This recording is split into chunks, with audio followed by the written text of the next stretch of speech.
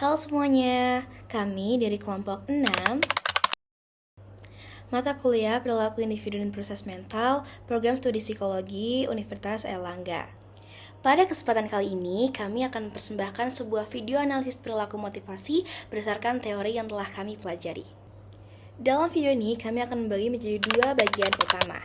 Yang pertama adalah visualisasi skenario mengenai dinamika interaksi mahasiswa saat menyelesaikan sebuah tugas. Dan bagian kedua adalah bedah analisis komprehensif menggunakan berbagai teori motivasi sekaligus. Selamat menyaksikan!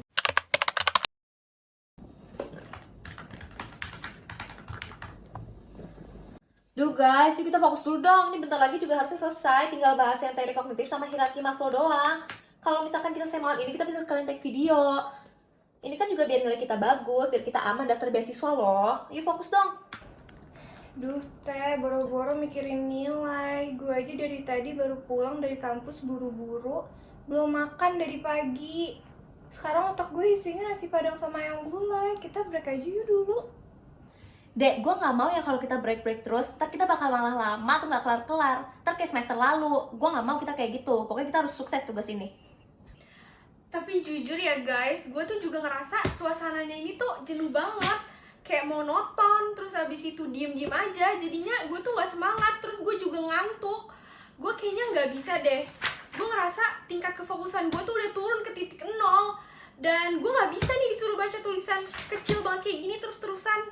Gimana kalau misalnya supaya situasinya gak jenuh dan gak bikin ngantuk, gue setel musik dulu deh. Iya, coba deh setel lagu.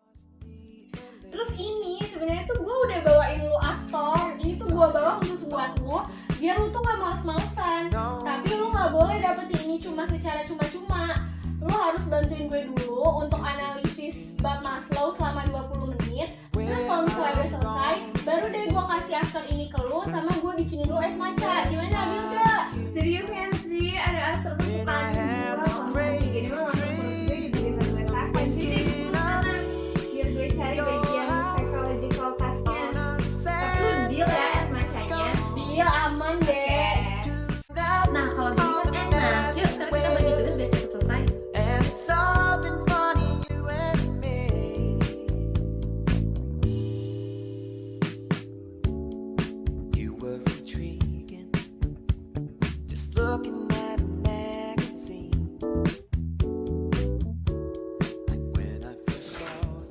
Yeay, udah selesai. Yes, mantap. Halo semuanya, salam sejahtera. Kami dari kelompok 6 akan memaparkan analisis secara mendalam mengenai dinamika perilaku motivasi yang baru saja kita saksikan dalam skenario tadi. Perilaku manusia sangatlah kompleks dan seringkali digerakkan oleh berbagai lapisan motivasi yang bekerja secara bersamaan. Mari kita bedah perilaku pertama dari karakter Andrea di awal adegan. Dia mengalami penurunan fokus yang drastis, lemas, dan mengeluh ingin berhenti bekerja karena lapar. Berdasarkan drive reduction theory, perilaku ini muncul karena digerakkan oleh biological needs atau kebutuhan biologis dasar berupa makanan. Kekurangan asupan energi akan menciptakan kondisi ketidakseimbangan fisiologis yang memicu primary drive berbentuk rasa lapar. Menurut teori ini, organisme akan selalu termotivasi untuk melakukan tindakan tertentu guna mengurangi ketegangan atau reduce the drive untuk mengembalikan tubuh ke titik keseimbangan atau homeostatis. Keinginan dia untuk makan adalah usaha tubuhnya untuk mengurangi dorongan biologis tersebut. Saya akan melanjutkan analisis pada bagian perubahan perilaku karakter Andrea ketika diberikan stimulus oleh Ara. Ketika Ara mengeluarkan Astor dan menjanjikan es matcha, dia yang awalnya lemas mendadak berubah menjadi sangat bersemangat. Nah, perubahan perilaku yang drastis ini dapat dijelaskan dengan insentif teori. Teori ini tuh menekankan bahwa motivasi tidak selalu berasal dari dorongan internal tubuh, melainkan dapat ditarik oleh stimulus eksternal lingkungan yang berfungsi sebagai imbalan atau reward langsung. Insentif positif berupa makanan eksternal tersebut mengesampingkan rasa lemas internal Dea dan memicu energi perilaku yang produktif.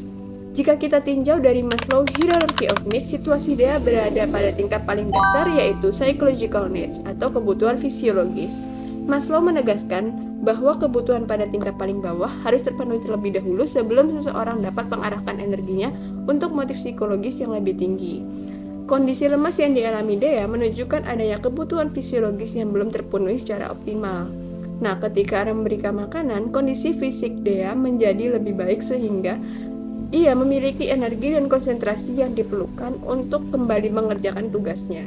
Hal ini menunjukkan bahwa pemenuhan kebutuhan fisiologis berperan sebagai dasar yang mendukung individu dalam mencapai tujuan dan menjalankan aktivitas sehari-hari. Selanjutnya, mari kita telaah perilaku Ara dan karakter Alatea. Nah, pada pertengahan adegan, Ara mengeluhkan suasana ruangan yang terlalu sepi, monoton, dan membuatnya mengantuk. Nah, pada fenomena ini sangat tepat dijelaskan oleh arousal theory. Berdasarkan teori ini, manusia itu termotivasi untuk mempertahankan tingkat gairah fisiologis yang optimal. Suasana ruangan yang sunyi menurunkan tingkat stimulasi di bawah batas optimal, sehingga memicu rasa kantuk dan kejenuhan. Nah, tindakan Ara menyalakan musik instrumental bertempo ceria adalah bentuk perilaku bermotivasi untuk menaikkan kembali stimulasi fisiologisnya ke tingkat optimal.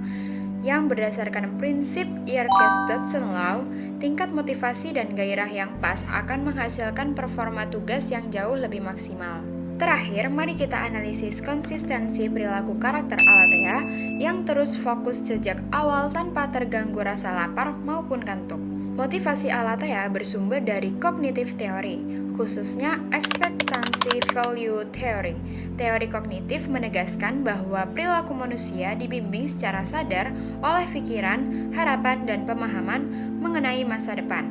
Berdasarkan teori ini, Alatea memproses situasi lewat dua faktor dasar. Nah, faktor pertama ada information available. Ia tahu tugas ini harus segera selesai agar bisa masuk ke tahap berikutnya. Nah, faktor kedua yaitu past experience. Ia merujuk pada pengalaman masa lalu, seperti pada semester lalu di mana ia menunda tugas berujung pada hasil yang buruk. Alatea memiliki harapan yang tinggi bahwa kerja keras ia saat ini akan membuahkan nilai A+. Di saat yang sama, ia menaruh nilai yang sangat tinggi pada tujuan tersebut karena penting bagi pencapaian akademik jangka panjangnya. Perpaduan faktor kognitif inilah yang memberinya motivasi intrinsik yang kuat untuk tetap bertahan dalam performa terbaiknya. Kesimpulannya, melalui analisis komprehensif terhadap skenario yang kami mainkan, kita dapat melihat secara nyata bagaimana berbagai teori motivasi saling berinteraksi dalam menggerakkan satu perilaku sederhana di kehidupan sehari-hari mahasiswa. Perilaku kita tidak pernah digerakkan oleh satu faktor tunggal, ada kalanya dorongan biologis dasar mendominasi. Namun, stimulus lingkungan berupa insentif juga mampu mengubah arah tindakan kita secara instan. Selain itu, pengelolaan lingkungan untuk menjaga gairah fisiologis yang optimal, serta cara berpikir kognitif jangka panjang sangat menentukan seberapa konsisten kita dalam menyelesaikan tanggung jawab. Semoga analisis ini memberikan pemahaman yang lebih kaya mengenai psikologi motivasi manusia. Sekian dari kelompok kami, terima kasih.